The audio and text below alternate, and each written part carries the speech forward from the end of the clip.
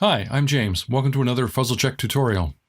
In this video, we're going to look at working with boards and schedules in Fuzzlecheck 4. Now I'm working with the Fuzzlecheck 4 Units edition, but working with boards follows the same principles regardless of which edition of Fuzzlecheck you are currently using. So let's have a look at the Fuzzlecheck 4 main window here, and across the top are these tabs that represent the boards we have open on this project. On the far left is the unscheduled area. You might know it as the boneyard. Next to that is a tab called Default Board. This is a regular board. It's got a day strip at the top, and it's just a chrono at this point. Then we have the Script Order tab, and this is an automatic board. You can see it has no day strip, and the label's in italics. We'll see how automatic boards work in a bit, but first let's look at regular boards and the unscheduled area. Here we have two boards open, Scenario A and Scenario B. We'll use Scenario A as our example here. So any board can be made up of the following three parts, as represented by these buttons here. First is the strips that represent scenes or parts of scenes. Here they're referred to as sheets. In the Standard Edition and the Pro Edition, the first column is reserved for the scene number, and in the Units Edition, you have the option of adding a column for an episode number. Next is the day breaks that are represented by these black strips, and then there are the banners that are used to convey other information. These strips, day breaks, and banners can then be moved around simply by dragging and dropping them where you'd like as you create your schedule. Now, in the good old days, schedule boards literally were boards made up of little cardboard strips that represented the scenes, banners, and day breaks. And if you wanted to save a scenario, you literally wrote down all the scenes in board order or later took a photocopy of the board so that you had something to refer back to if you wanted to make any changes. Thankfully, times have changed. Now, the beginning of the shooting period is marked with this banner, marked Shoot Start. It is followed by a day strip that represents the first shooting day. Now, the main window is laid out with the day strips at the start of the day, but if you prefer your day breaks at the end of the day, don't worry. You'll have the option of printing them that way when it comes time to distribute the one line. The day strips contain the date information for that day, as well as other info that we'll cover in another tutorial. And this date information is based on the production start date that is inputted here. You'll notice that if I change the date here, how it changes right away on all the day strips. I can add day strips wherever I want simply by highlighting where I want them inserted and then clicking this button here. Now each board can have its own start date. We'll leave Scenario A starting on the 18th. We'll go to Scenario B and change its start date to the 11th. As I switch between the two, so do the dates. I can add day breaks and banners to the open scenario, and they are exclusive to that board. It's important to remember, though, that changes I make to the strips themselves travel with those strips. If I mark the shoot duration on scene 14 as 2 hours in Scenario A, then it remains at 2 hours wherever it ends up in Scenario B. Likewise, adding a cast member in Scenario B means that cast member is added in Scenario A.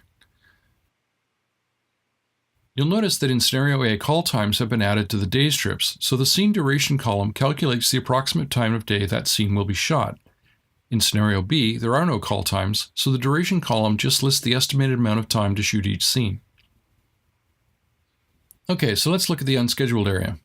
In Fuzzlecheck 4, the unscheduled area is more than just a boneyard for strips that you aren't using. The boards use the unscheduled area as a holding bin for any strips that aren't being used on that particular board. You'll see that if I move these three strips from Scenario A to the unscheduled area, and then these two strips from Scenario B, the unscheduled area changes as I switch between the two scenarios. The unscheduled area always lists the strips in chronological order. If you wish to remove strips directly to the unscheduled area, you can use the command Remove from Board here under the Edit menu. If you wish to delete strips entirely, you can use this command above Remove Strips called Delete from Project, and this will permanently delete them. It's important to remember that if you remove a strip from one board, it is moved to the unscheduled area, but if you delete it from the project, it's deleted from all boards.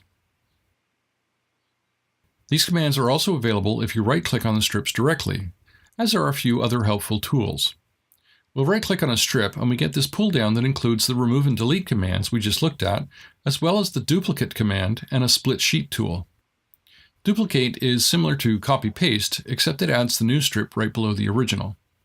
Split sheets is for when you need to part a strip out. Click on a strip and select how many parts you need the strip parted into, up to 4. Fuzzlecheck then creates 4 identical parted strips that you can then relabel as needed. For really complicated sequences, those parted strips can also then be parted out, and so on.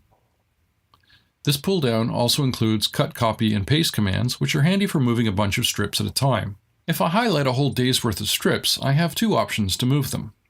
click and drag creates a little window of the highlighted strips that I'm moving that I then drag and drop, or I can cut the highlighted group.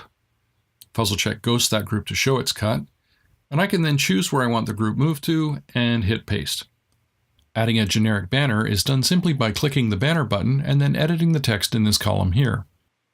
Creating daybreaks, strips, and banners is covered in more detail in the tutorial Creating Strips.